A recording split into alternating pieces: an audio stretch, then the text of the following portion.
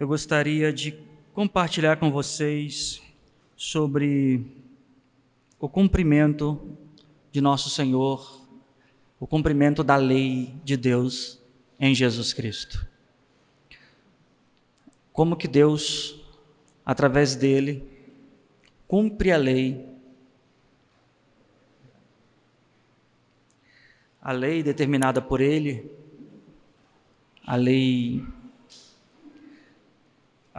moral, a lei sacrificial, como que o Senhor Jesus cumpre essa lei e como o cumprimento dessa lei afeta diretamente você, na sua prática de vida. O quão é importante que você entenda o que Jesus efetivamente fez para cumprir a lei, para que você entenda qual é o seu papel dentro do reino de Deus no cumprimento desta lei. Primeiro eu queria introduzir o que a lei representa, como que a lei de Deus funciona. A lei de Deus, ela não inicia em Moisés, nos 10 mandamentos, no decálogo, e tampouco ela é introduzida nas demais leis cerimoniais.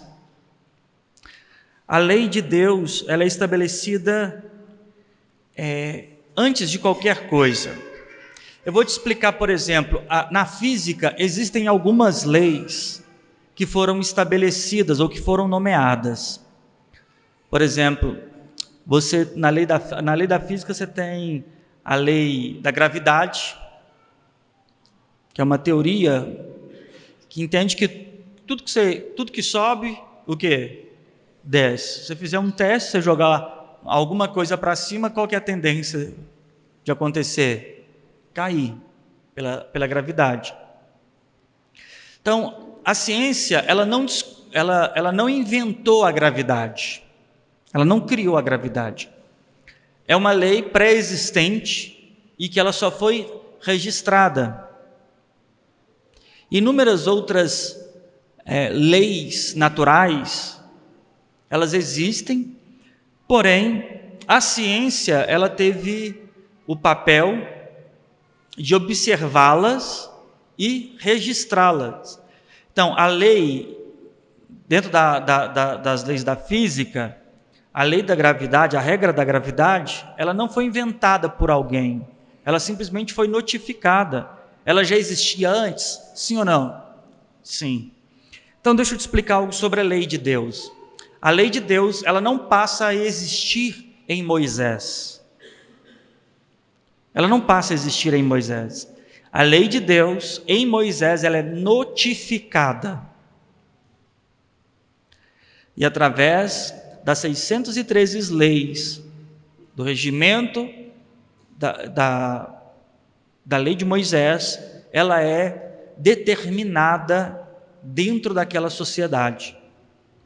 Porém, a lei, assim como a lei da física é uma lei natural que antecede o seu registro e catálogo, a lei de Deus antecede o seu registro e catálogo, como também vai suceder a isso, vai para além disso. Você vai entender que a lei formal, a lei cerimonial, ela sempre foi descumprida. E ela teve prazo. Porém, a lei de Deus, ela permanece. Não coincidentemente, o nosso irmão que foi orar aqui pelas ofertas, o irmão Jefferson, citou exatamente o texto que eu iria tratar. Não coincidentemente. Dentro do texto que eu vou tratar, parte dele vai dizer que céus e terras passarão. Mas nenhum jota e nenhum tio da lei vai passar sem antes ser cumprida. Vai comigo em Mateus capítulo de número 5.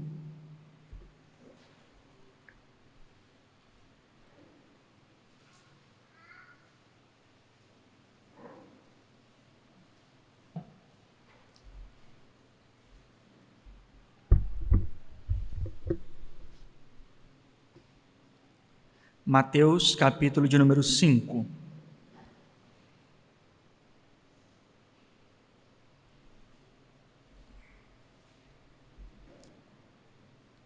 Verso de número 17.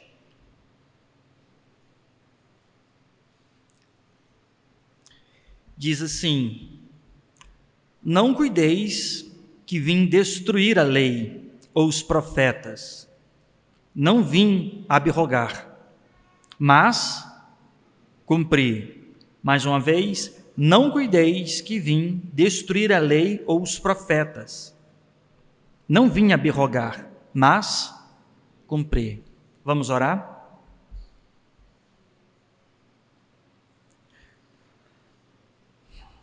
Ó Deus,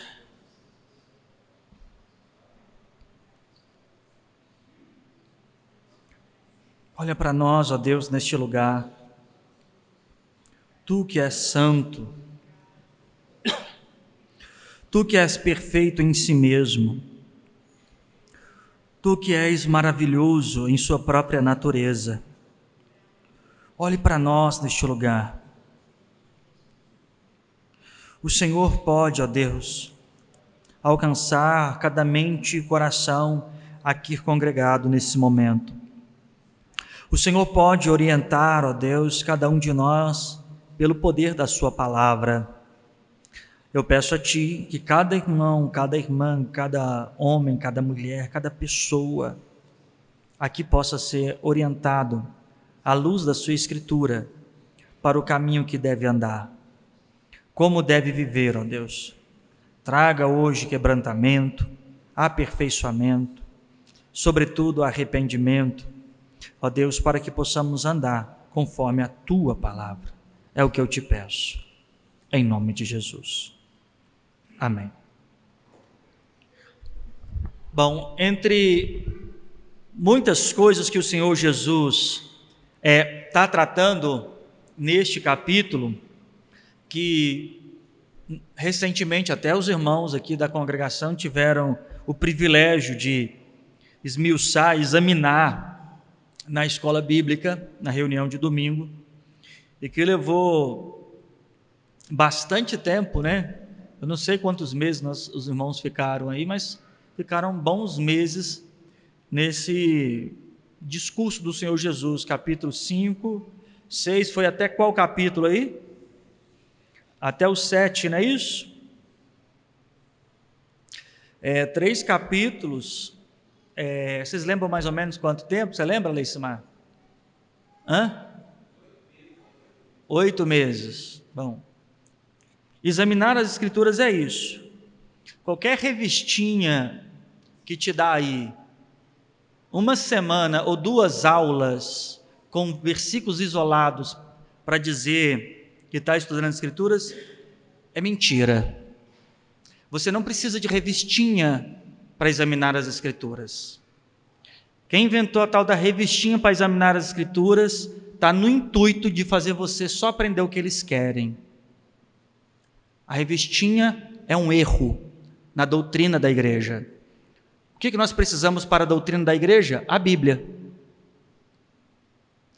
E junto dela, irmãos com humildade e sinceridade, e uma plena porção do Espírito Santo para os conduzir à veracidade do entendimento.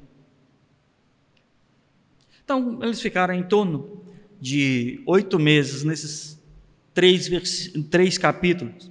Acredito eu, gostaria eu que todos participassem, e dos que participaram, todos tivessem absorvido, mas acredito eu na bondade de Deus e na misericórdia de Deus, que boa parte dos irmãos que se exercitaram nesse período puderam ter a oportunidade de ter entendimento das coisas que aqui estão contidas. Mas me faz chamar a atenção aqui, dentro desse contexto, que depois do capítulo 5, que o Senhor Jesus trata das bem-aventuranças, que não são elementos individuais, os irmãos que estiveram ali aprenderam, sabem que as bem-aventuranças é a conjuntura das características que define o salvo em Cristo Jesus. Aí ele faz isso do versículo 1 até o versículo 12, né, definindo as características do salvo, é a bem-aventurança, né? O bendito terá um bom resultado quem tiver essas características. Aí o verso de número 13 até o 16, ele dá a definição de nosso bom testemunho, lembrando que nós somos sal da terra e luz do mundo. É sempre importante ressaltar esse detalhe. A Bíblia, as Escrituras, não é para o mundo, as Escrituras é para a igreja. Para o mundo é a igreja. As Escrituras, no Salmo, diz que lâmpada para os meus pés é a tua palavra. Então, para a igreja, as Escrituras é lâmpada, mas para o mundo, vós sois a lâmpada.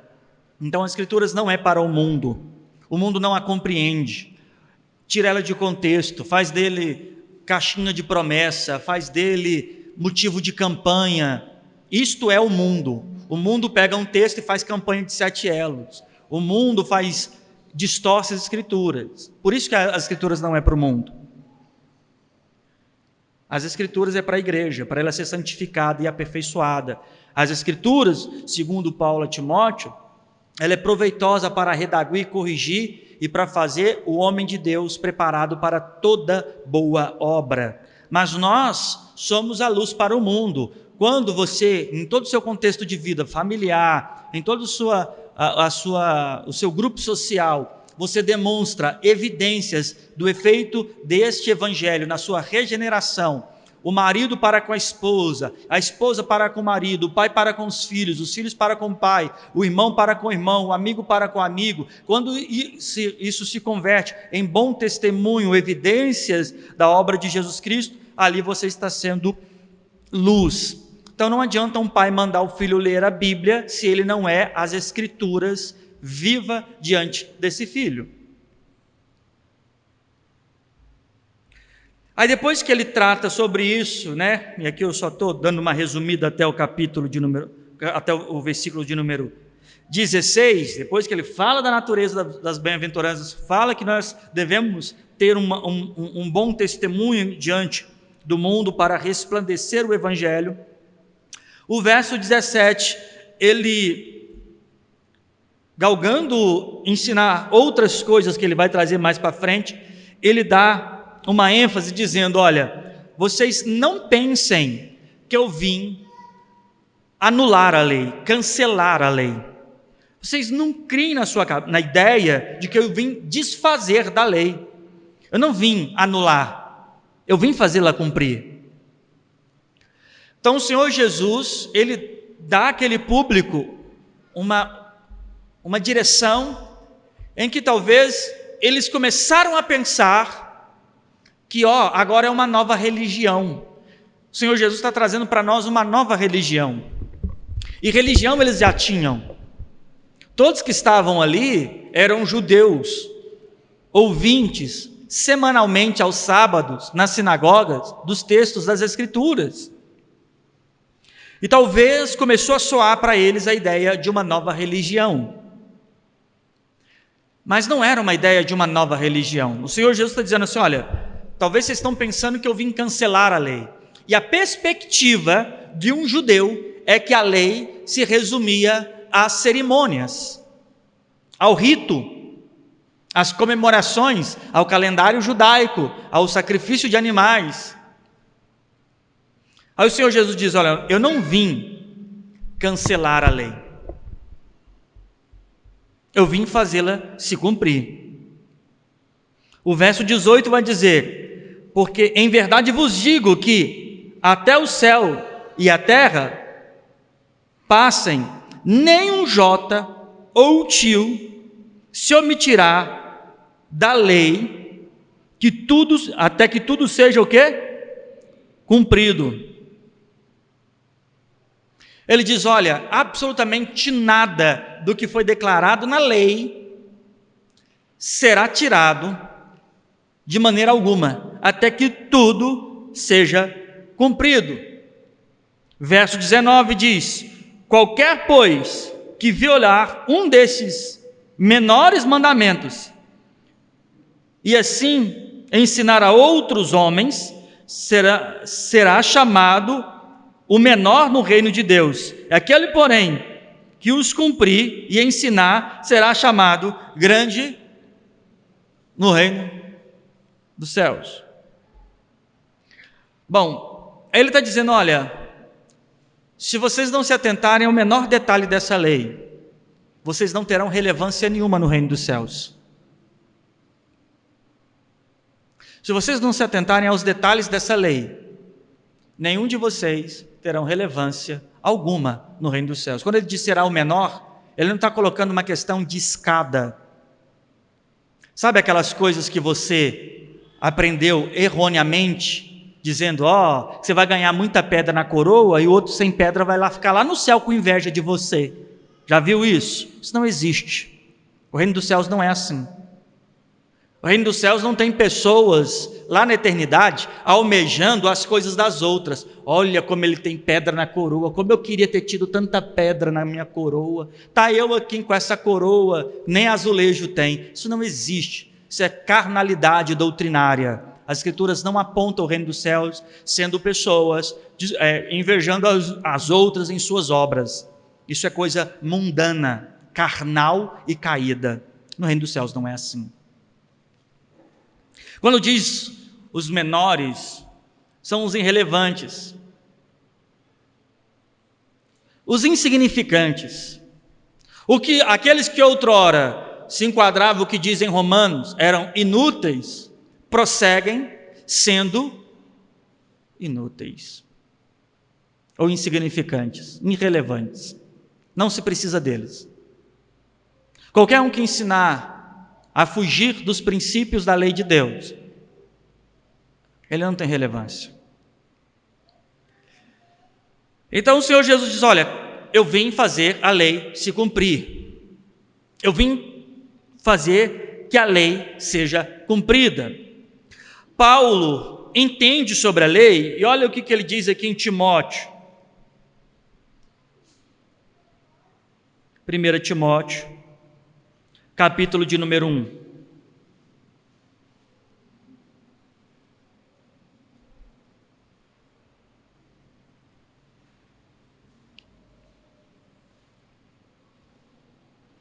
O verso de número 5.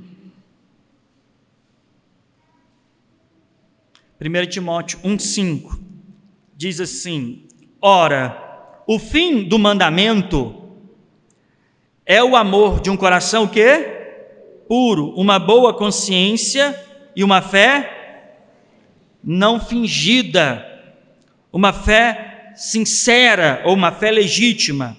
Bom, Paulo está dizendo para Timóteo, olha, o resultado do mandamento, a conclusão do mandamento de Deus é produzir em alguém um amor de um coração puro, uma boa consciência e uma fé. Então, o objetivo de tudo que Deus declarou em sua lei é realizar no indivíduo ou na igreja este efeito. Qual efeito? O amor de um coração puro, uma boa consciência e uma fé sincera ou não fingida. Porém, o judeu entendia a lei como cerimônia e ritual. A lei de Deus falava para guardar o sábado. Eles não guardavam o sábado? Sim ou não? Eu já mostrei para você o que é incoerência religiosa. Um dos exemplos era os próprios judeus. Olha para você ver. O Senhor Jesus estava curando no sábado. E aí diz as escrituras que eles procuravam matar Jesus porque ele estava curando no sábado, porque Jesus não estava cumprindo o sábado. Na lei dizia que tinha que guardar o sábado, sim ou não? Mas da lei também dizia, não matarás. E eles estavam querendo matar Jesus, porque Jesus não estava cumprindo o sábado. E é assim que funciona a mente religiosa. Ele é capaz de descumprir um mandamento na tentativa ou na ideia de que está sendo zeloso com outro mandamento. Uma das coisas que mais se vê no mundo evangélico é o falso testemunho. Falso testemunho é a coisa mais comum que tem no mundo evangélico. Volta e meia, em uma campanha ou outra, chama alguém para dar um testemunho do que Deus fez uma coisa ou outra que nem fez. Eu conheci uma pessoa que ele era de uma denominação que as pessoas invejavam o testemunho.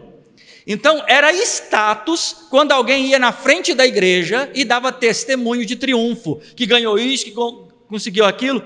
Uma vez ele comprou um carro de 60 vezes sem entrada, o negócio dobrou de preço, e ele foi dar o testemunho que Deus tinha dado ele um carro. Só que no carnê não tinha o nome de Deus e nem o dele, estava o do banco. E ele mentiu.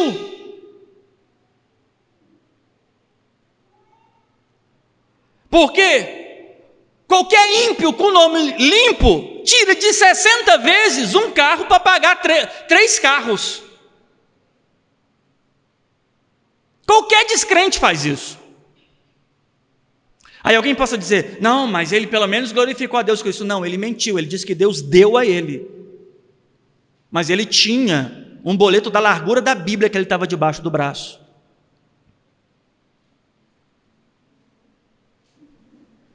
Exemplo, Deus deu salvação.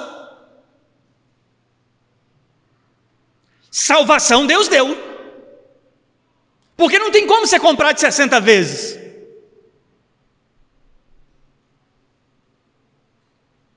O fôlego, Deus deu. Se você puxar, ele vai vir. Não precisa você pagar uma prestação.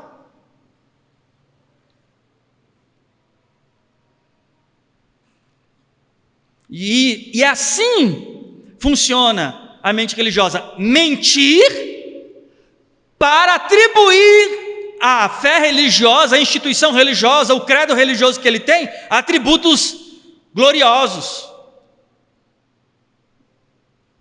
Falso testemunho. E é o que falso testemunho dentro do sistema evangélico é mato.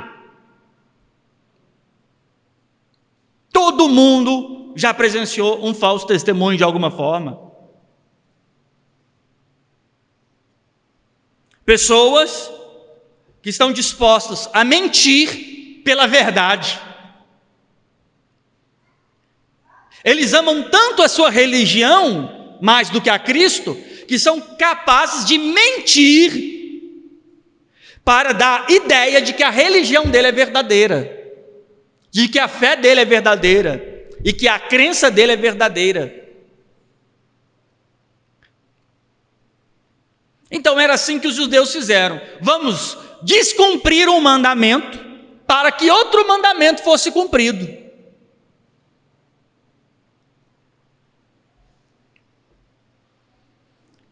E qualquer um que tropeçar em qualquer, e essas são as palavras do Senhor, em qualquer uma parte da lei, tropeçou nela toda.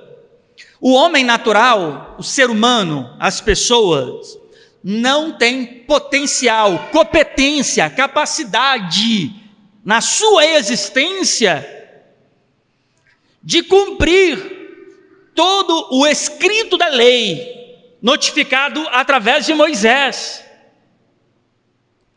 Não há potencial no homem de responder à altura do que está escrito em Moisés, pelo simples detalhe que todos pecaram. Essa é a descrição de Paulo. E quando você explora o texto de Romanos e vai entender o texto de Romanos, você entende que quando ele está falando sobre como todos pecaram, cada vez que ele vai avançando na condição de pecado, sabe qual é a base que o norteia para identificar que todos pecaram? A lei.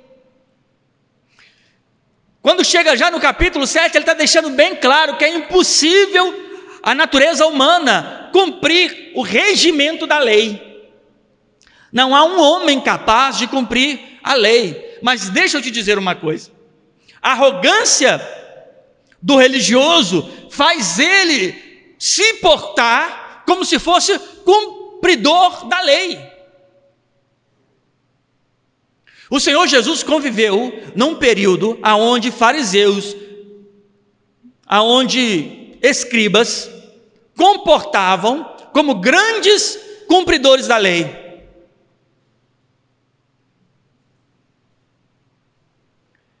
Em um determinado momento, os discípulos de Jesus estavam comendo, só que na cerimônia da lei tinha que lavar a mão para comer.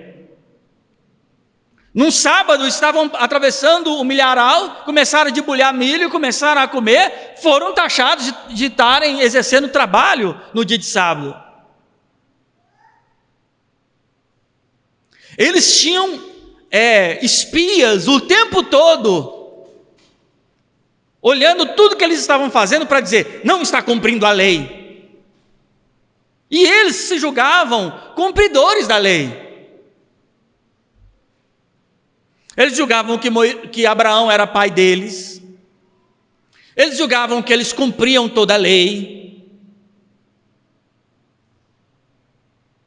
E o Senhor Jesus foi mostrando para eles, e chega num determinado momento que o Senhor Jesus chega para eles e fala, vocês não têm por pai Abraão, ele não é o pai de vocês, se ele fosse o pai de vocês, vocês fariam as obras do vosso pai, mas ele não é o pai de vocês. Sabe quem é o pai de vocês? Aí ele está na expectativa, não era Moisés, não era Jeremias, não era ninguém que estava a favor do reino de Deus. Ele diz, o pai de vocês, ele está falando para os religiosos. Sabe quem é o pai de vocês? Ele vira para aqueles religiosos e diz, vós tendes por pai a quem? O diabo. E sabe por que o diabo era pai deles? Ele diz, porque ele é homicida e nunca se firmou na verdade. Então a característica deles era que a mentira os fazia não herdeiros de Deus, mas do diabo. Mas sabe o que tinha de interessante? Eles eram religiosos, assim como muitos evangélicos. Vamos parafrasear os dias de hoje. Se fosse nos dias de hoje, eles eram batizados nas águas, eles já tinham estudado a Bíblia, quiçá talvez fazendo teologia, eles sabiam cantar hinos, tanto os velhos quanto os novos. Eles sabiam texto de cor. Eles frequentavam as suas reuniões semanais também.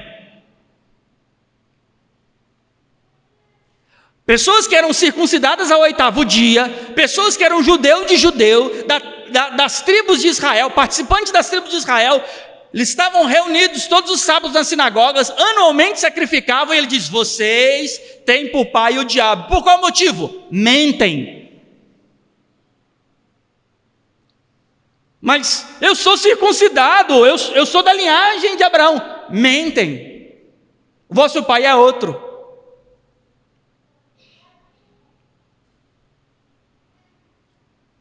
E quando que mentimos? Quando vocês tentam proteger a verdade praticando mentiras.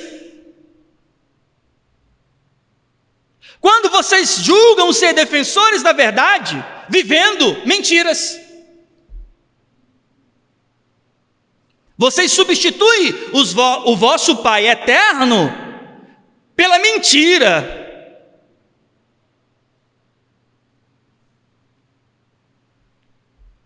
E esta é a grande questão do mandamento. O falso zelo. Olha, nós temos um universo de religiões cristãs, pseudo-cristãs. Tem o catolicismo, tem o protestantismo. Dentro do protestantismo nós temos pentecostais, neopentecostais, carismáticos. Aí você tem as derivadas disso aí. Aí tem testemunha de Jeová, tem adventista, tem mórmon, tem espírita, kardecista. Você tem uma gama, e cada um defendendo uma determinada estrutura religiosa, e mentem em defesa da sua própria verdade.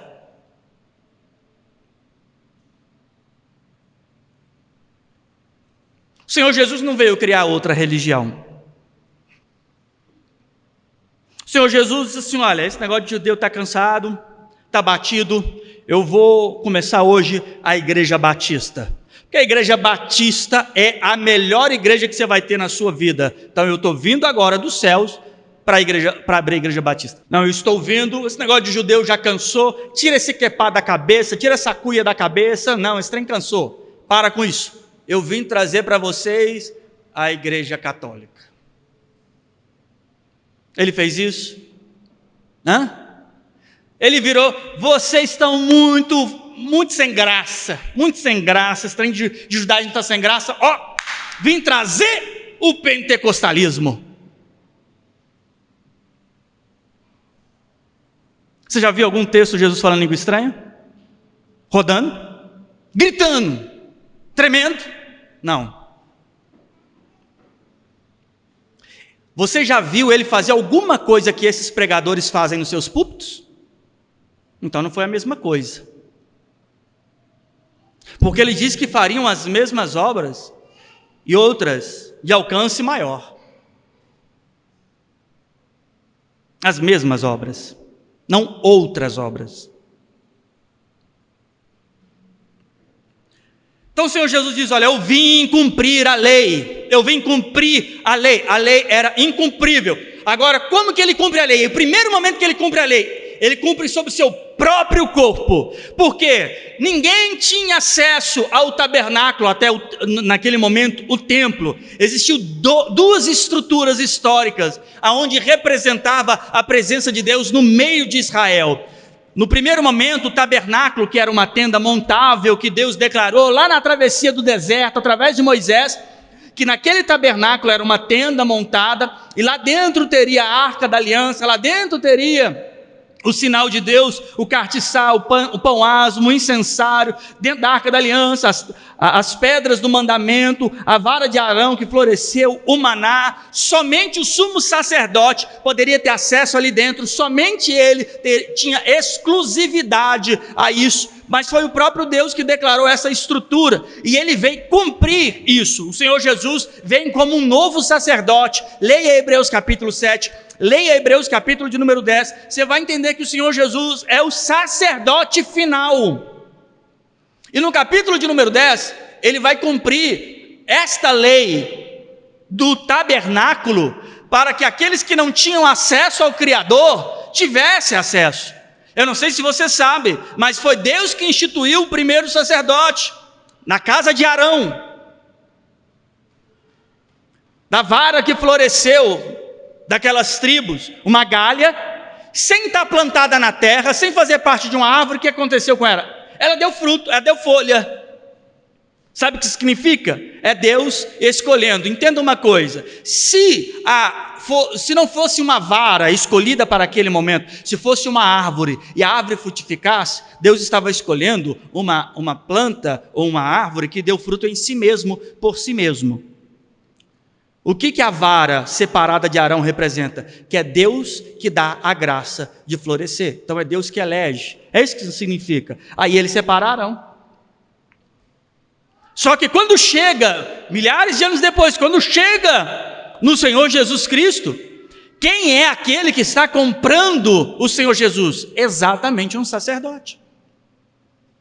Quem quer ele morto? Exatamente um sacerdote.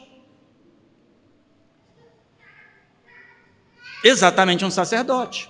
Por que não poderia ser outro? Porque na lei de Moisés, quem tinha que sacrificar um cordeiro era É por isso que ele compra por 30 moedas e cria um esquema que vai cair na mão de Roma, e o sacerdote vai ver diante dele a morte do cordeiro. Mas o Senhor Jesus agora é o último sacerdote.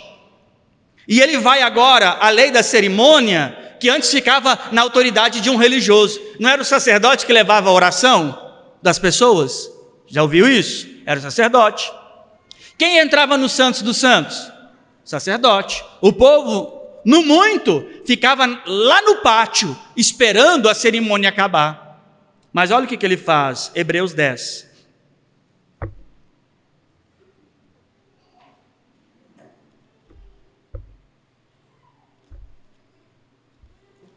Hebreus, capítulo de número 10.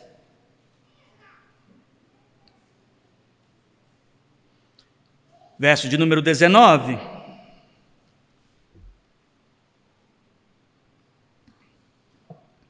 Tendo, pois, irmãos, ousadia para entrar onde?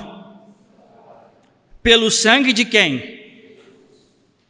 Pelo novo e vivo caminho que ele nos consagrou pelo véu, isto é, a sua E tendo um grande sacerdote sobre a casa de Deus, acheguemo-nos com verdadeiro coração, inteira certeza de fé, tendo o coração purificado da má consciência e o corpo lavado com água.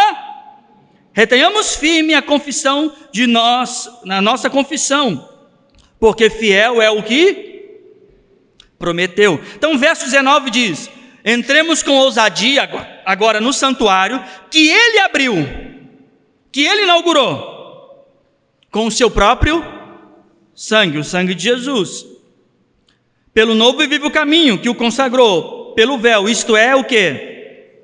E tendo um grande sacerdote. Então vamos lá. Primeiro, ele inaugurou isso pelo seu próprio sangue.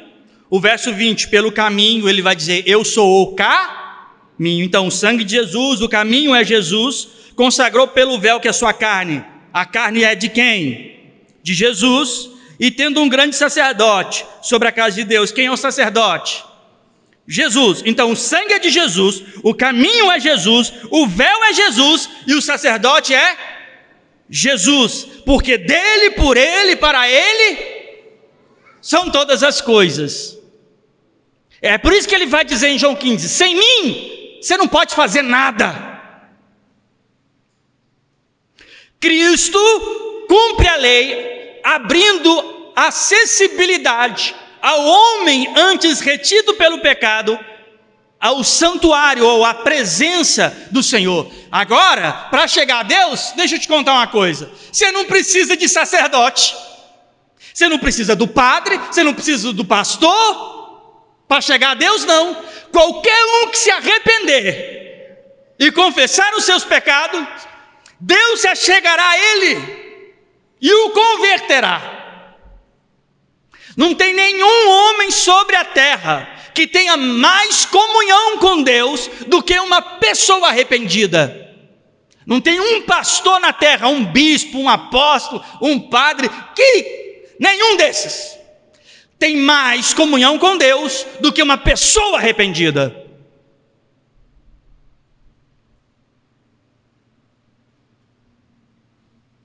É por isso que as Escrituras diz, ou é para os irmãos, os diáconos, os que servem ao corpo, orar pelos enfermos, mas a maioria das vezes você vai ouvir Paulo dizendo: orai uns pelos outros. A verdadeira igreja do Senhor Jesus Cristo não está ficcionado na tara de uma figura suprema para referenciar ou para levar os seus pedidos. Sabe esses pregadores que ficam fazendo programa na TV, levando sacos e sacos dos pedidos dos outros para o monte e o dinheiro para o banco? Você não precisa disso.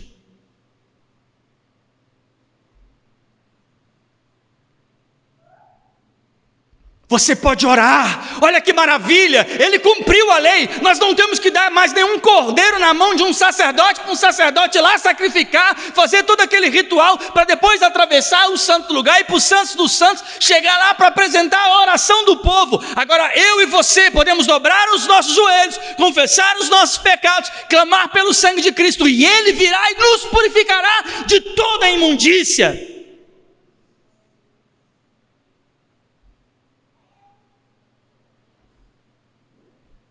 Aí nós temos agora aquilo que lá em 1 Pedro vai dizer: nós agora somos a geração eleita, o sacerdócio real, somos sacerdotes uns dos outros.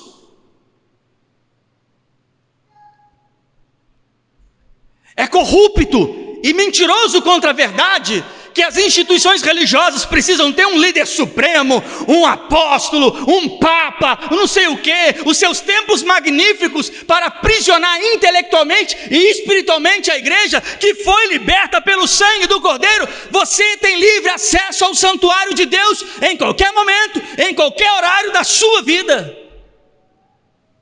Não tem nem aquela desculpa que eu já vi gente fazendo, orar de madrugada porque está mais livre, né? Porque tem menos gente, menos fila, como se Deus estivesse numa repartição pública e você estivesse pegando alguma senha para ser atendido. Mentira! Ele te ouve a qualquer momento, a qualquer hora. Mas nas Escrituras diz, busquei de madrugada. Está querendo dizer o seguinte, que quando a pessoa desperta, a primeira coisa, porque ao contrário dessa geração que acorda 8, 9 horas, a humanidade já acordou de madrugada para trabalhar, viu, gente? Antigamente, quem viveu na roça sabe que o dia começava era 4 horas da manhã. Não tinha ninguém ia capinar às 8 horas da manhã. Esse era o baita de um preguiçoso, ia com a enxada arrastando. Era 4 horas da manhã, 5 horas da manhã, comia ali um panelão de farinha, fazia uma farofa de manhã, fazia um mexidão, comia para ir para a roça. A madrugada é a natureza de um trabalhador. Preguiçoso não, preguiçoso é 9, 10, 11, meio-dia, o sol está baixando, ele fala assim, nem amanheceu ainda.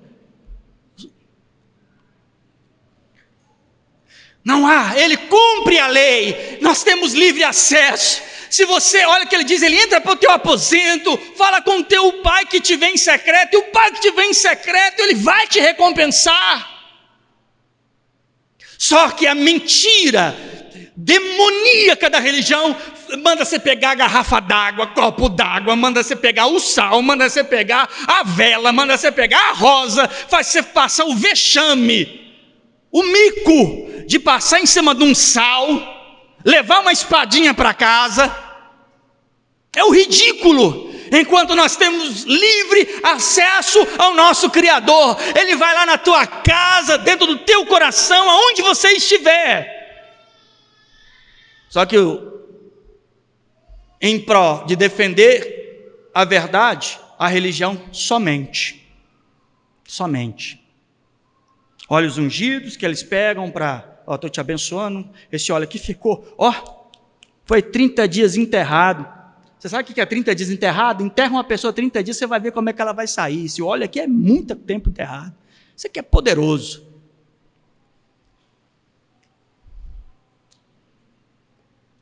Aí você vai ver, onde que criaram isso? A religião é tão confusa que ela cria a ideia de que você vai enterrar um produto, porque aquele produto está lá no monte. Sabe qual que é a diferença do monte para a sua casa? É que na sua casa o trator já passou e fez rua. Essa é a diferença. A única diferença. Aí não, enterrou, consagrou, ficou forte. Agora isso aqui cura até mal olhado. O Senhor Jesus cumpriu a lei. A primeira lei que Ele cumpriu, a lei do sacrifício. Temos livre acesso a Ele. Temos livre acesso a Ele. Todo mundo que está aqui, todo mundo que está aí fora, qualquer pessoa que confessar os seus pecados, dobrar os seus joelhos e clamar a Deus, Ele será ouvido e perdoado os seus pecados. Vinde a mim todos vós que estáis cansados e sobrecarregados, e eu que vos aliviarei. É eu, o Senhor. Qualquer outro pastor, bispo, apóstolo, ele é um carente da graça que nem você. Se bestar, ele já até fugiu da graça. A primeira coisa. Então volta lá em Mateus capítulo de número 5.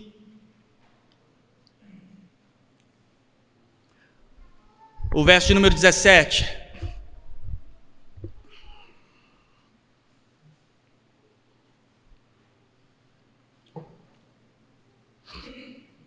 Diz assim, não cuideis que vim destruir o quê? Ele não veio destruir isso. Ele não veio destruir, pelo contrário. Ele disse, olha, os céus não vão terminar. Nada vai se cumprir antes que se cumpra toda a lei. Só que a lei, enquanto cerimônia e sacrifício, ela se tornou algo fragilizado. Vai aqui comigo em Romanos 8. Romanos capítulo de número 8.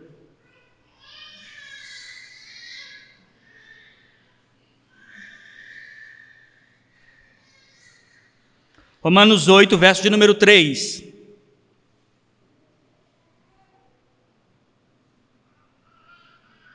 Diz assim, portanto, o que era o quê?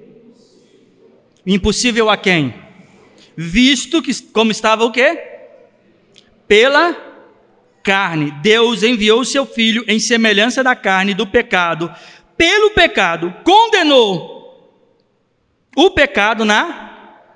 O que isso significa? Ele está dizendo assim, olha, era impossível, porque a lei pudesse fazer alguma coisa, que ela estava prejudicada, enfermada pela carne. Então imagina o seguinte, vamos pegar aqui, por exemplo, o nosso país, nós temos a Constituição. Sabe a Constituição de 88, formada ali pelo Senado? As leis que regem o nosso país, é a Constituição. A Constituição, ela é horrível, do nosso país ela é horrível. Um guardanapo escrito com texto ao contrário é melhor que a nossa Constituição. Mas supondo que ela fosse boa, supondo que ela equivalesse à primeira e segunda emenda da Constituição americana, que atende demandas excelentes. Então imagina, só imagina, não que isso aconteça, mas imagine talvez que você tenha um chefe do Supremo Tribunal que é um cara ruim, corrupto. Talvez, isso pode acontecer. Esse juiz corrupto, ele pode desvirtuar a interpretação da Constituição e fazer que ela trabalhe contra a verdade. Pode ou não pode? A Constituição é uma escrita, é uma norma escrita, e que requer hermenêutica e exegese, são os mecanismos de interpretação, que está na mão de um grupo muito específico. Eu, por exemplo, como não estudei direito, não conheço a Carta Magna, não conheço a profundidade do texto, eu terei inúmera dificuldade de usar uma boa hermenêutica para interpretar o que está escrito. A minha exegese também será muito fraca. É possível, com certeza que é. Nós não temos tais competências, talvez. Então, nós estamos à mercê que alguém interprete, olha para você ver, a Constituição para nós. É ou não é? Só que se tiver alguém ruim lá, vai interpretar certo ou errado? Errado. Porque se ele tiver mal em seu coração, a interpretação dele vai ser boa ou vai ser ruim? Ruim. Não é assim? Exatamente. A lei, ela é boa. Paulo vai insistir nisso em Romanos. Ele não está dizendo assim, ó, a lei é ruim. A lei que foi dada a Moisés, os 10 mandamentos, as 613 leis, toda a cerimônia, toda a liturgia, toda a estrutura é boa. Qual que é o problema? É quem interpretava. Porque estava enfermo por causa do pecado. Verso 3, porque o que era impossível a lei, visto como estava o quê? Enferma ou fraca pela carne. A carne que as interpretava a enfraquecia o seu propósito. Porventura não é isso que acontece com a Escritura? A Escritura é boa. Os ensinos de nosso Senhor Jesus é bom. A doutrina apostólica é boa. Qual que é o problema? O problema é quem interpreta. Por quê? Isso depende de alguns elementos. O primeiro, sobretudo, é se tal intérprete, ele tem sinceridade e se ele tem humildade diante da verdade. Caso contrário, é uma boa ferramenta de manipulação. Tem um filme chamado Eli Book, o livro de Eli. Já assistiu o livro de Eli? Né? É um filme excelente lá do cara que estava num mundo apocalíptico lá, e a última coisa que ele tinha era a Bíblia. E como as pessoas não estavam correndo atrás de combustível, não estavam correndo atrás de energia, estava todo mundo correndo atrás da Bíblia. E por quê? O ápice do filme é, quem tem esse livro tem o domínio das mentes. Então o problema da lei não era a lei. O problema da lei era quem interpretava a lei. Ele diz, a lei é boa. A lei é boa. Mas a lei tinha um propósito. Enquanto escrita, ela tinha um propósito. O propósito está aqui, ó, Hebreus, capítulo de número 10.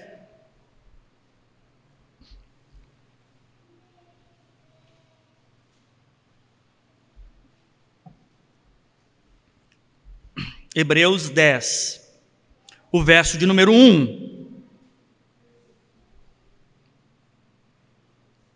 Diz assim, Hebreus 10, 1. Porque tendo a lei a sombra do quê? Dos bens futuros, e não quê?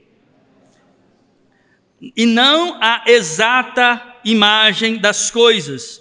Nunca que pelo mesmo sacrifício que continuamente se oferecem cada ano, pode aperfeiçoar os que a ele se achegam. Ele está dizendo, ó, o sacrifício não aperfeiçoava ninguém, porque a lei de Moisés escrita era só sombra dos bens futuros, e não a exata imagem. Quem Cristo é? As Escrituras dizem que Cristo é a expressa imagem do Deus invisível. Cristo não é só o cumpridor da lei, mas como ele é o cordeiro a ser sacrificado, ele é o sacerdote, ele é o tabernáculo, ele é o altar, ele é o véu. Como diz Paulo em Colossenses, Cristo é tudo em todos. Veja a supremacia. Então, a lei, enquanto cerimônia, era só exemplo das coisas futuras, que a primeira dela, Cristo cumpre, sendo o cordeiro para nos justificar dos pecados. Alguém aqui precisa matar um cordeiro como na lei de Moisés?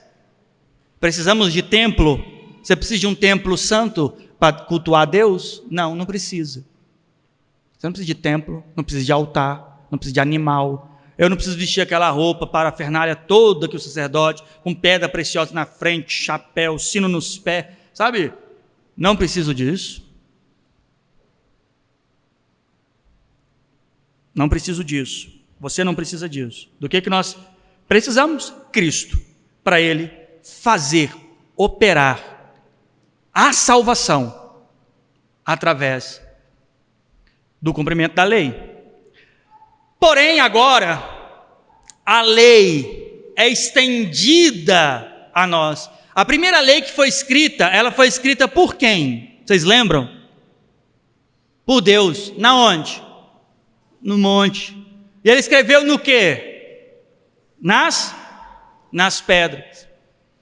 Eu quero que você pense numa situação. Olha o que aconteceu. Quando foi aquele momento do Senhor Deus escrever as pedras, foram 2 momentos. O primeiro momento, Moisés deixou o povo embaixo no arraial, subiu ao monte, a nuvem repousou naquele lugar, na presença de Deus, e Deus escreveu as pedras, talhou todos os 10 mandamentos, né? Perfurou a pedra, aí ele desce com aquelas pedras, ele chegou lá embaixo, ele encontrou o povo adorando a Deus, encontrou o povo fazendo o quê? Servindo a ídolos. Moisés ficou assim, gente, para aí, olha aqui, ó, isso aqui que é a lei de Deus, pelo amor de Deus, para com isso. Não, ele pegou a pedra e fez o quê? Quebrou e foi aquele negócio, ele exortou toda aquela nação, e foi aquela coisa toda, sentença de juízo. Depois Deus ordenou de novo, Moisés subiu ao monte, e ele, o que Deus fez? Escreveu. Sabe o que isso representa? O Senhor Jesus disse assim, João 3,13, ninguém subiu ao céu, senão aquele que desceu do céu, o Filho do homem que está no céu. Esse cenário de Moisés representa a obra do Evangelho. Quando Moisés traz as pedras de cima do monte, é quando Deus traz Cristo dos céus. A nação que está em idolatria representa o povo que está em pecado, a humanidade. Quando Moisés quebra as pedras, representa o sacrifício de Jesus. E quando Moisés sobe novamente, trazendo as pedras, representa agora, Deus introduzindo o mandamento novamente em seu povo. Então as pedras reescritas representam alguém. Vamos ver quem representa. 2 Coríntios, capítulo de número 3.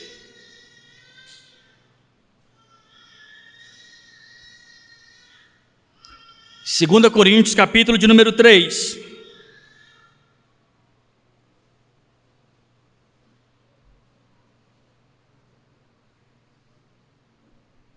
Verso de número 3, 2 Coríntios 3, 3. Porque já é manifesto que vós sois o quê?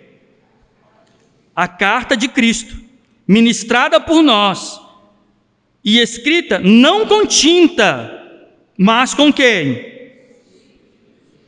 Não nas tábuas de pedra, mas aonde? Nas tábuas da onde? Do vosso. Então o mandamento agora, que precisa ser cumprido, tem que estar escrito aonde? Em nossos corações. A primeira pedra que desce de Moisés e quebra é Cristo sendo sacrificado pelos nossos pecados. Porém, a outra pedra que desce é a natureza que Deus nos dá para cumprirmos o seu mandamento. Volta lá em Romanos, capítulo de número 8.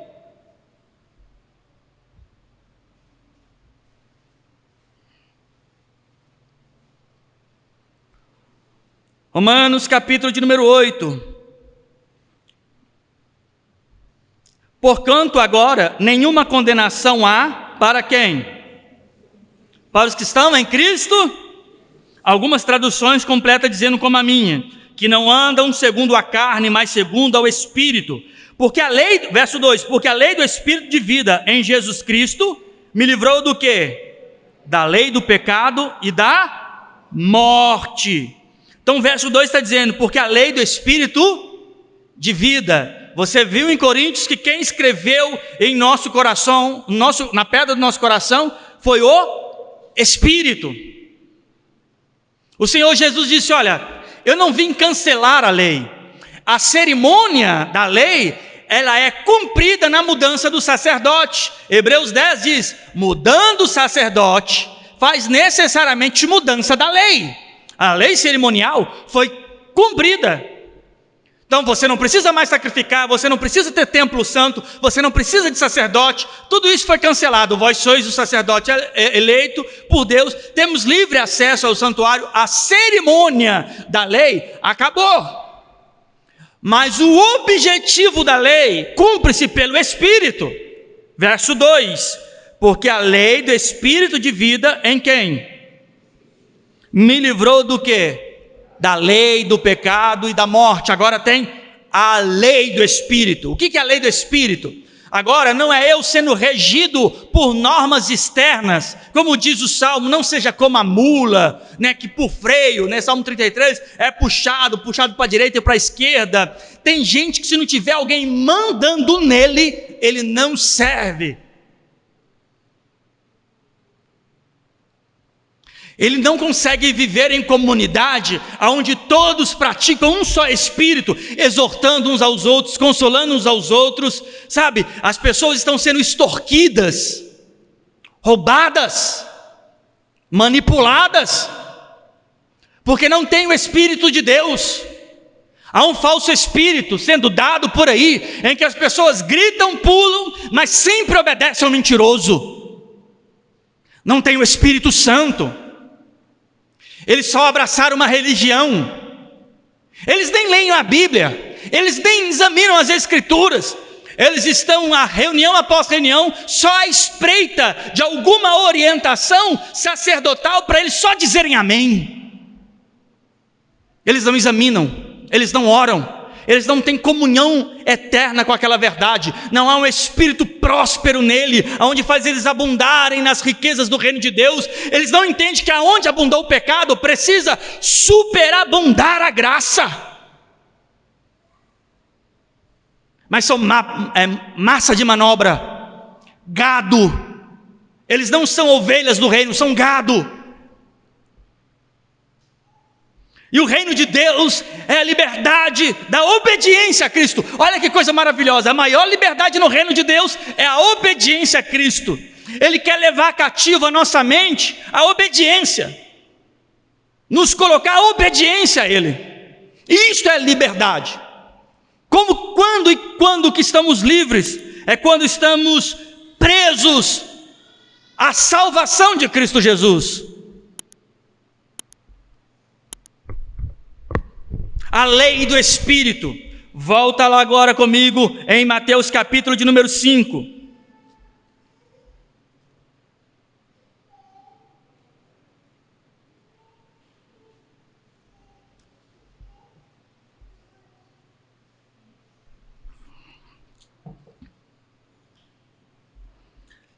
Você acha que os escribas e fariseus eram pessoas que buscavam cumprir a lei de Moisés, sim ou não? Eles iam nos rituais, não iam? Na cerimônia, nas sinagogas, não era assim? Fariseu, ao contrário de hoje, que é sinônimo de hipócrita, na época do Senhor Jesus, era sinônimo de bom testemunho, de obediência.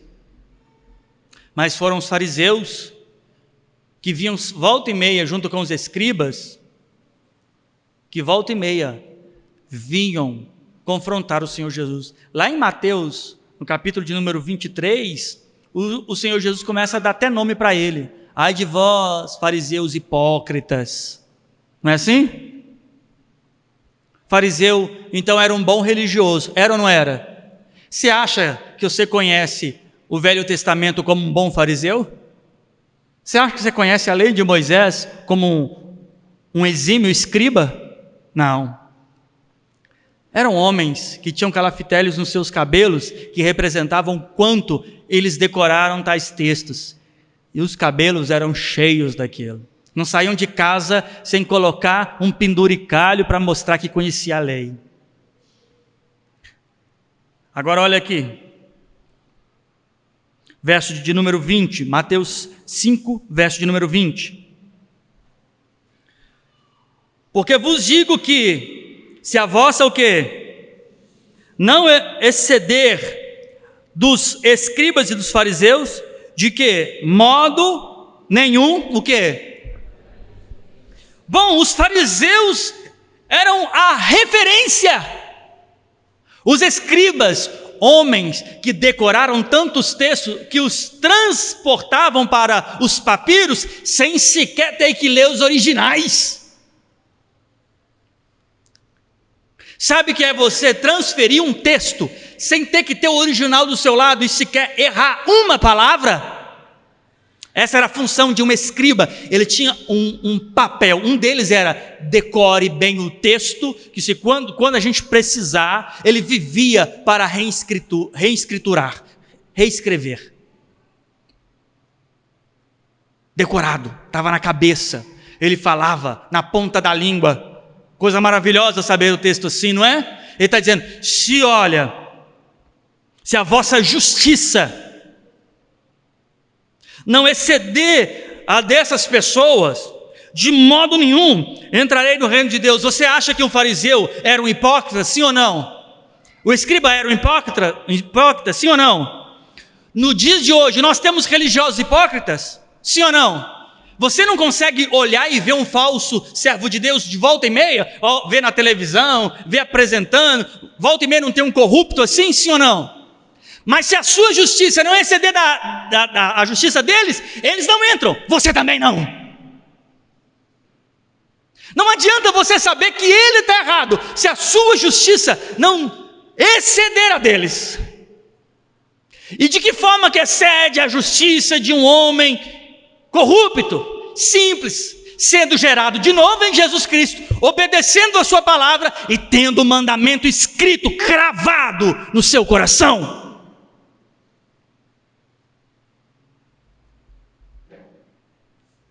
Verso de número 21, ele diz, ouviste que foi dito aos antigos, não que matarás, mas qualquer que matar será réu de juízo. Eu, porém, vos digo que qualquer que, sem motivo, sem colarizar, contra o seu irmão, será o quê? Olha, na lei dizia, se você matar, você será réu de juízo. Imagina que se um irmão brigar com o outro, pegar ranço um do outro, não vai para o céu. É isso que é o mandamento. Eu não vim abrogar, eu vim fazer que ele se cumpra. Você pode se tornar um judeu, pode se tornar um evangélico, mas você só se torna parte do reino de Deus se o mandamento se cumprir em você. E qual é o mandamento? Na lei era se matar, morre. Aqui no evangelho de Jesus Cristo é o seguinte: ficou desejando o mal, pegou o ranço do irmão, não entra no reino. Simples assim.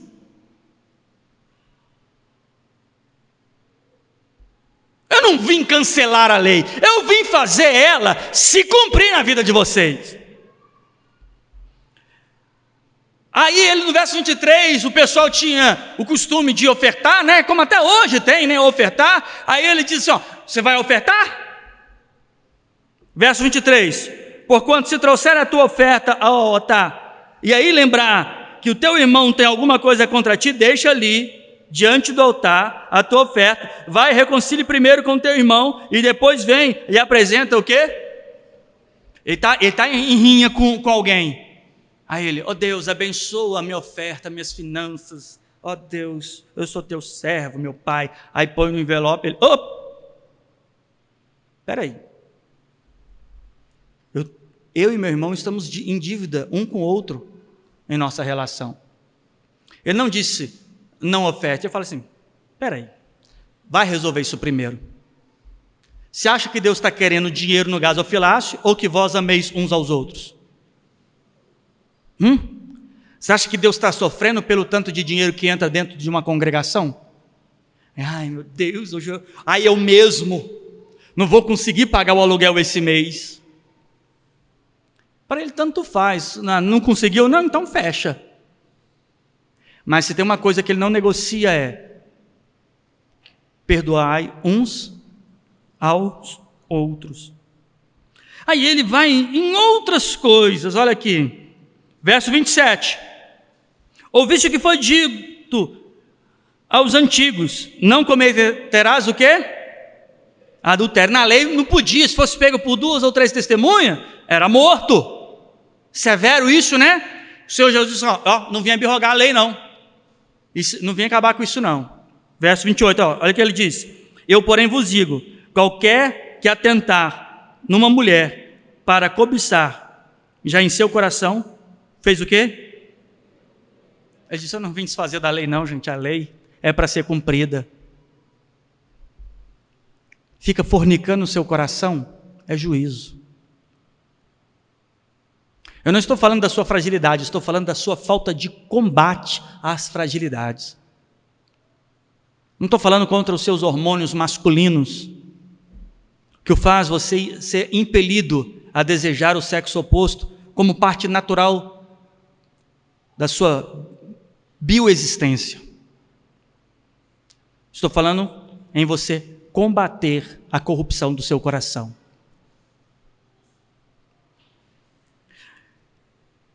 Mas eu não consigo, verso 29, te dá uma forcinha. Porque se o teu olho direito te faz escandalizar, o que é para fazer? E atira longe de ti, porque é melhor que se perca um dos teus membros do que todo o teu corpo ser lançado aonde? Você está entendendo? Se está te contaminando, arranca fora teu celular, teu computador, a tua amizade. A tua amizadezinha está te fazendo pecar no trabalho, abraçadinho, sabe? Aquelas amizades, eu acho muito estranho. Os amigos de trabalho, o cara casado. Oi, meu bem. Fala, meu amor. Você pode enganar os outros, mas o seu coração você não engana, já está corrompido. Gosta de um elogio? Mas a minha esposa não me elogia. O meu marido não me elogia. Gosta do elogio alheio? Pecado não tem justificativa. É uma questão de corrupção. Você não será justificado do seu pecado por causa do pecado de outro. Né? Você deu bola, a mulher do trabalho estava te elogiando, aí você, né, soltou a franga para o lado dele. Não, mas eu te entendo. Sua mulher também, né? Nunca te elogia. O teu marido nunca te elogia. Não existe isso. É corrupção. É adultério. É pecado. e é contra o mandamento de Deus. Arranca fora, corta os laços, tenha intimidade, amizade estreita com sua esposa. A única mulher, homem, a única mulher que você tem que ter amizade estreita é com sua esposa. Papinho de WhatsApp, marido, a esposa, a mesma coisa. O único homem, você vai ter a amizade estreita de mandar coraçãozinho, abracinho, tchauzinho, manda para o seu marido. Qualquer outra coisa fora disso é erro.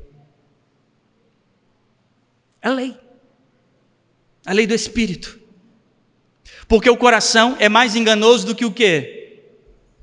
Então, quem é que tem que estar no teu coração? O próprio Espírito, para que você possa estar firmado na lei. E ele vai falando um monte de outras coisas. Eu vou aqui avançar, verso de número 38. Para a gente tentar concluir aqui, verso de número 38. Diz assim: ouviste que foi dito, olho por olho. Verso 39. Eu, porém, vos digo que não, resistai ao mal, mas qualquer que bater na face direita, oferece-lhe também, não pague mal com mal, é lei do Espírito. A lei cerimonial, a lei ritualística, não vale mais, mudou o sacerdote, mas o princípio da lei é manifesto, não pague mal com mal. O verso de número 43, ouviste que foi dito, amarás o teu próximo, e aborrecerás o teu inimigo.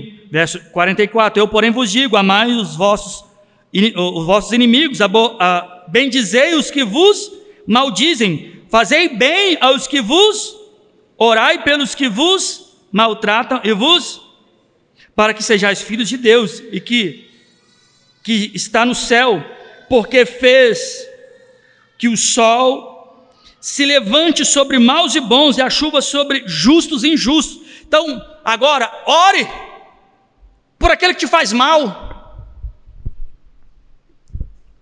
E ele vai insistindo, o capítulo de número 22, vai comigo, capítulo de número 22 de Mateus.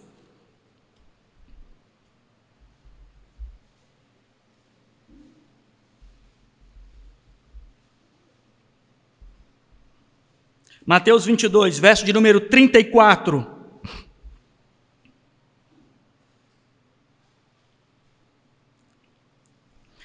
E os fariseus, ouvindo que ele fizera emudecer os saduceus, reuniram-se no mesmo lugar. Um deles, doutor da lei, interrogou-o para experimentar, dizendo: mestre, qual é o grande mandamento da lei? E Jesus disse-lhe: amarás o Senhor teu Deus de todo o coração, de toda a tua alma e com todo o teu pensamento. Este é o primeiro e grande mandamento. E o segundo, semelhante a este, é o quê? Teu próximo. Verso 40. Destes dois mandamentos depende o quê? Verso 40. Vamos ler todo mundo junto? 1, 2, 3.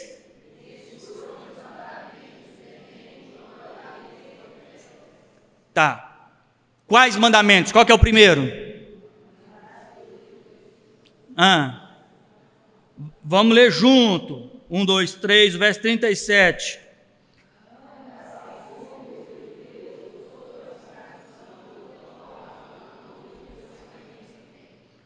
E o segundo mandamento, verso 39. Como a ti mesmo. Agora todo mundo lê no verso 40. Destes dois mandamentos depende toda a lei. Aí você vai manter esse textinho aberto para mim, deixa ele aberto aí, volta lá no capítulo 5 de Mateus.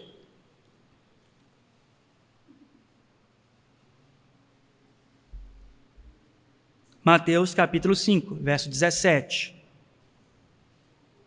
Vou contar até 3 e todo mundo vai ler comigo. 1, 2, 3.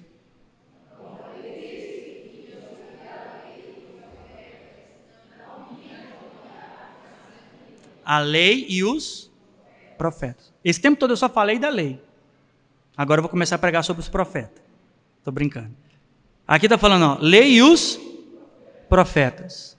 Eu não vim abrogar, não é só a lei, é a lei e tudo que os profetas disseram. Eu não vim cancelar, vim cumprir.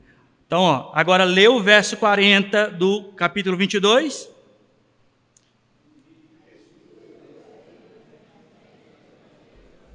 O Senhor Jesus disse, olha, eu não vim abrogar nem a lei e nem os profetas. Aí agora ele diz, desses 2 mandamentos depende o quê?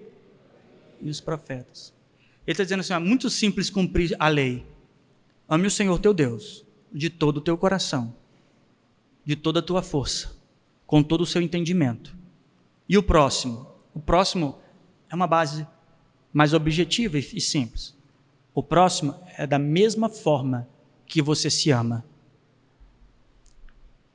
Com isso, você vai cumprir todo o mandamento. Nenhuma religião terá direito ou autoridade para te inserir outro mandamento que não seja o tal. Nem friso de cabelo, nem dia de culto. Ah, é domingo, é sexta, é sábado. Não. Dia santo, tampouco. Altar santo, não tem. Essas plataformas feitas de cimento e de madeira, que todo mundo fala que serve para alguma coisa, não serve para nada. Templo santo. A igreja é tão importante que no Haiti teve um terremoto, não sobrou nenhuma de pé. Nenhum templo ficou de pé no terremoto no Haiti. Todos caíram por terra, porque Deus não precisa de nenhum. Deus não precisa de nenhum púlpito. Deus não precisa de nenhum templo. Ele só uma coisa, para que a lei de Deus se cumpra. Amarás o Senhor teu Deus de todo o teu coração. Você vai ter que olhar para isso e entender que você precisa te amar menos do que a Deus.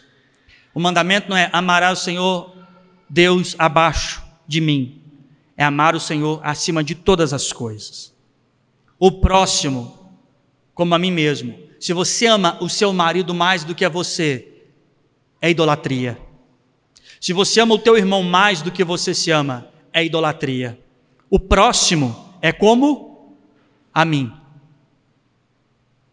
A mim mesmo. O bem que eu quero, eu faço ao meu próximo. Então, se você paga mal com alguém, para alguém, você não cumpre o mandamento, portanto não está dentro do reino de Deus. Se você ofende pessoas por vontade, você fala palavras voluntárias de agressão ao mais vil pecador que seja, se você faz isso, você está indo contra o reino de Deus. Mas a pessoa me ofendeu. O reino de Deus não é uma troca de valores. O reino de Deus é um mandamento. Se você paga mal com mal, não está dentro do reino de Deus. Se você sequer coloca em prioridade guardar o teu coração para amá-lo e combater as fragilidades que eu sei que todos temos, logo, você não cumpre o mandamento. E ele diz que toda a lei, todo o mandamento, desses 2 mandamentos depende de toda a lei e os... Quer cumprir o mandamento de Deus? Cristo cumpriu ele. Ele amou os inimigos. Ele amou a Deus acima de todas as coisas. O Senhor Jesus amou, sim ou não? Ele amou o seu próximo.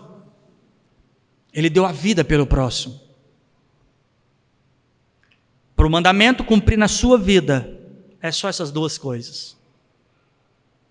Não interessa se você gosta de cantar dentro de uma igreja, não interessa se você gosta de fazer alguma coisa, a questão é, está disposto a amar o teu Deus com todo o teu coração, ao ponto de sofrer profundos prejuízos e marcas por causa disso? Está disposto a amar o teu próximo, tanto o bom quanto o ruim, assim como você ama a você mesmo? Se assim o fizer, o Senhor Jesus diz, cumpriste toda a lei. Toda a lei. Você precisa viver para cumprir isso, irmão.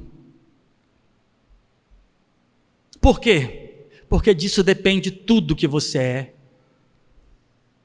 Você não tem que sair bem, você não tem que sair no lucro, você não tem que sair bem na fita, não tem que sair bonito, não tem que sair por cima. Tudo isso aí é a falsificação da realização. Não tem problema nenhum dentro do reino de Deus sair humilhado. Não tem problema nenhum. Você quer alguém mais humilhado do que o nosso Salvador, que sendo Criador de todas as coisas e poder para destruir tudo, aceitou levar um soco na cara de um soldado que não valia nada, aceitou ser condenado por um homem que não valia nada, aceitou ser preso, homens seguraram o braço dele e fincaram mãos e pé, ele foi humilhado, ele falou assim, aí eu disse que é o Filho de Deus, disse que vai destruir templo, fazer de novo, está aí condenado, como um prisioneiro, sangrando, aí ele morre, porque exaltação e humilhação, dentro do reino de Deus, não tem relevância alguma. O ego não representa nada. Você não precisa ser melhor do que os outros. Você só precisa ser você no reino de Deus. Ou melhor, Cristo ser tudo em todos. Se isso acontecer, você cumpre o mandamento. Sabe o que vai acontecer? Olha a coisa maravilhosa. O dia os céus vai se abrir e vai dizer para nós: servo bom e fiel, vinde para o gozo eterno proposto para vós antes mesmo da fundação do mundo. Fique de pé.